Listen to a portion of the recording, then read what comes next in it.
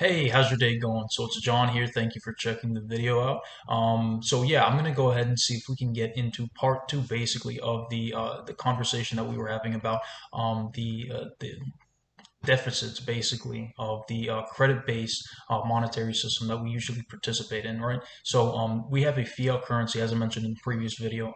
We operate on a fiat currency credit-based system due to the fact that it's one of the only ways to be able to get yourself out of object poverty, right? And one of the only other ways for us to do so is by utilizing something called the capitalist system, right? So the capitalist system is everything that involves you in the benefits of the owning businesses, of being able to own different tools of the capitalist system, right? So we're talking about the stock market, we're talking about real estate, we're talking about bonds, we're talking about the sales that we have between different products, we're talking about services that people are able to provide. All of these things contribute to what would be considered our capitalist system, right? And the capitalist system functions on the ideal that the consumer is going to be the best mode to be able to create exchange, right? We use a medium of exchange, which is what we consider our fiat currency. The fiat currency is based on this debt system. Why is it based on the debt system? It's based on a debt system because you can create money from nowhere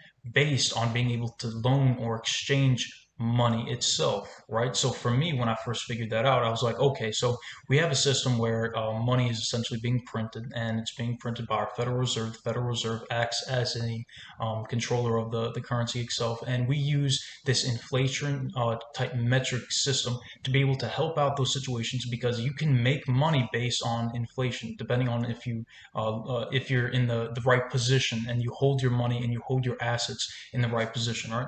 And some of the hardships that I'm usually seeing with some of the people that cannot get themselves out of abject poverty is due to the fact, like I mentioned in the previous video, usually they don't have access or they don't enjoy using the credit system, right? So the credit system itself is used so that you can have money, you can receive money when you don't necessarily have a certain amount, right?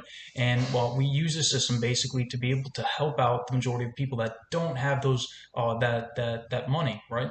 And what's ended up happening is that there's a large majority of people that are wondering, how can we sustain the type of life that we're having, but don't necessarily have to, be in debt and have to, when you like, for example, when you buy a house, right? Like the technology that we have in our society today, I believe truly is outpacing the systems that we have. Right, so I've mentioned it in a previous video. Owning a house is one of the prime examples. Like in our society today, you can basically you can how do you say, you can build a house, right? And it can cost less with the materials that you buy and the people that you hire than the house is worth, right? And what the system the system that we use, one of the reasons is due to the fact that with the system that we have currently, houses usually continue to rise, right? And the reason being is because we have a finite amount of houses, and we have um, you know increasing amount of people that need to have homes, right? Well, what's happening, like especially here in the U.S., we have a significant portion of houses that aren't being bought and sold. What's ended up happening is that the majority of people that want to own a house are just building houses, right? So what's going to happen in 15 to 20 years when people are deciding that they don't necessarily want to be able to buy homes and they just instead use them as rental properties, or the fact that we have a large majority of homes throughout the coastline, for example, that are owned specifically for the fact that they are, if they get destroyed, they can receive an insurance claim, right? So we're having all these types of situations, and on top of that, we're having another situation where we have a significant portion of our homeless people that don't have homes, and we have access to, like, we have hundreds and thousands of homes that are vacant. So what I think is going to end up happening is that we're going to start looking backwards and start to see these from a different perspective, right? Instead of us being incentivized by money, what I think is going to end up happening in the future is that the majority of people are going to be incentivized by being able to create habitable and good conditions for being able to live in, instead of being so preoccupied on money. And the reason that money is so important is because what it does is it gives you accessibility, it gives you freedom. You're able to have choices, you have options. That's all money is. Money is the accessibility to choices and options. right? And so once we start looking at how our mediums of exchange are really operating and start looking at it from a different perspective, right? Like let's say for instance everybody was able to receive $1 million, right? The reason for having money would change, right? Instead of us looking at it like, oh, it's going to be the thing that, we have to strive for, it changes. Like it changes into it being a mode of us being able to use so that we can have a good life, right? And that's like there's a connection that you have to make internally about your philosophy on how you view mediums of exchange. And so those were some of the things that I thought we should definitely look more into, because I think it's helpful for us to try our best to be able to create better systems than the systems that we were born to, right? So our grandparents, our parents, and our generation and the lower generation, if we're not creating better systems, then we're failing somebody along the line is failing. And one of the examples that I usually try to give is like I've mentioned in a previous video, like our grandparents, the amount of money that they had, collectively at 35, right, was significantly more than our parents had collectively at 35. Our generation is going to have significantly less money collectively at 35, and the generation below us is going to have collectively less money than us at age 35. So what that means is that we're having a situation where we have a select group of the population that are being able to create and generate all of this amounts of money, right? And the mass, population throughout the United States isn't being able to receive those benefits due to multiple variables that I mentioned previously, right? So what can we do as a collective unit to make sure that we're not having these situations where people are in desperation for accessibility to resources and being able to do anything for it, right?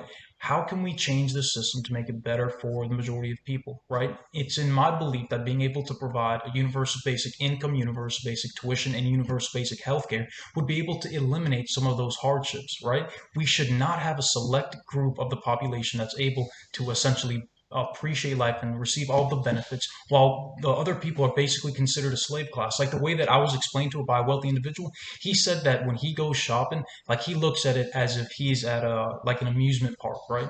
And what he's seeing are people, just like hanging out, and the people that he sees are there so that they can serve whatever he's doing, right? And when I heard that, I was like, bro, you're the view that you have on the rest of humanity that isn't part of your select group is borderline like social, psychopathic, right? You should not view other human beings in that manner. And what's ended up happening is that what we're doing is we're creating two separate classes. One class that can be essentially considered the slave class that we have throughout the United States and the rest of the world, and the other class that is going to be considered the upper class, right? You can already see this division happening, and one of the problems is that nobody really cares, like nobody's aware of how this system is going to unfold in the future. Like let's say we allow the system to continue going and to continue progressing over the next 20 to 30 years. What we're going to have is a slave class and an upper class that gets to appreciate life based on the slave class essentially not caring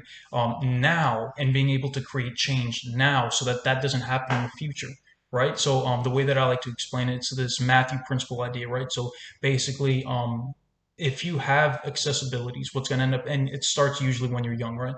If you have certain benefits and accessibilities when you're young, what's going to end up happening is that there's going to be a snowball effect. And when the snowball effect happens, your life either goes really good or goes really bad, right? And this is a perpetual type system. And what is looking like it's happening is that due to the fact that a lot of times parents don't have accessibilities and they don't have resources and they don't have all the benefits that our monetary system has been able to separate and give to a certain minority, due to the fact that they don't have that, we are veering our youth into one of two paths, and we're doing it purposefully. And that's one of the parts where I think about the fact that if I was an elitist and I wanted to be able to have a slave class and I wanted to be able to have an upper class, like that's one of the ways that I would do it. I would make sure that I can separate out individuals that had the capacity to be able to be really successful versus individuals that had the capacity but weren't given that opportunity. And that's what I think a basic income, basic tuition, and basic healthcare would be able to prevent. We wouldn't have the situation where we have to be selective about the individuals that are going to be in being able to be able to have habitable, livelihood due to the fact that they've been given those accessibilities. And so those were some of the things that I wanted to talk about today. Thank you so much for being here. If you have an opportunity, go ahead, buy the shirt, buy the jacket, invest into the company. Thank you for your time. Have a good day.